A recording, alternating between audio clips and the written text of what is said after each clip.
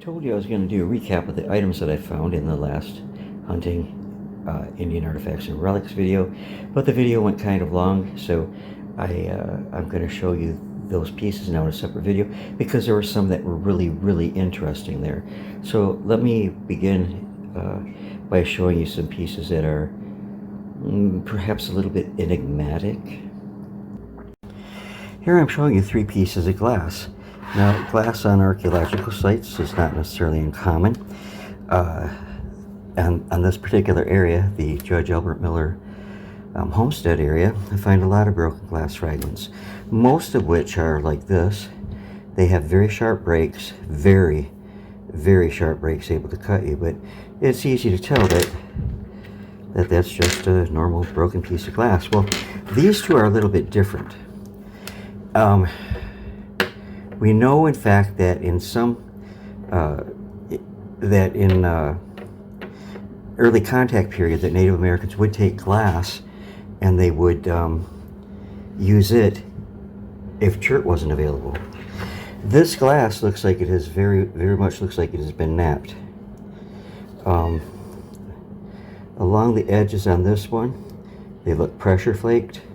There is one straight break, but this side here in particular, right here, looks pressure flaked.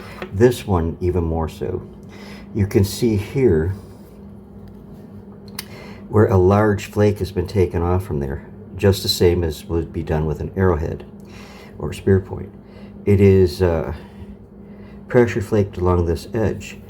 Could that happen naturally? Well, possibly, but I would have to find some glass similar to this to be able to do some tests on it. But right now, I believe that these are pieces of glass that were indeed being worked by contact period Indians, Native Americans.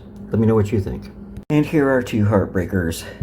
This is a small tip bifacial from an arrowhead or a spear point, probably an arrowhead.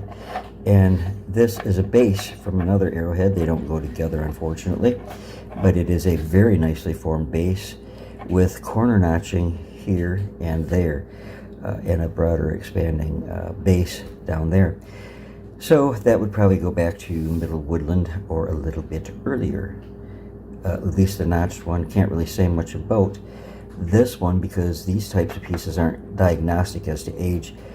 The age is usually told by the base of the artifact. Now here we have 1, 2, 3, 4, 5, 6, 7 pieces of ancient bone or antler. Find quite a bit of this on the farm field site. Some of them have been made into really interesting artifacts. Some are just, flakes or fragments that maybe fell there from ancient meals. This one up here particularly interested me. I believe it is a bone or antler arrowhead. The inside of it looks more like antler because it doesn't have the spongy-like material that bone has, like you see in this one. So it didn't have marrow, and antlers do not have marrow. So I believe that is an antler arrowhead. These other fragments of pieces, they don't appear to have been worked to me. Doesn't mean that they weren't. They may have been broken off from pieces. This piece here actually shows that it had been cut across there and across here, or broken very cleanly.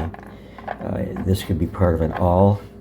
Don't know on this baby or this one, but the bone or antler arrowhead is, they're all interesting pieces, but that's my favorite one out of this lot of 7 pieces of bone that I found on the field. Now here are 4 chert pieces that are, they look rather crude, but they are indeed nicely formed tools. Starting with this one up here that looks like a little cleaver.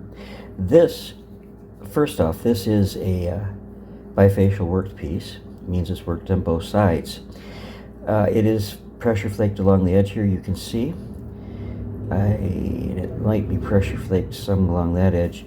This piece, though, here that protrudes, intrigues me, and it could have been for hafting this onto a handle. I can see no other reason for that being like that. Then here, again, we have a bifacially worked piece.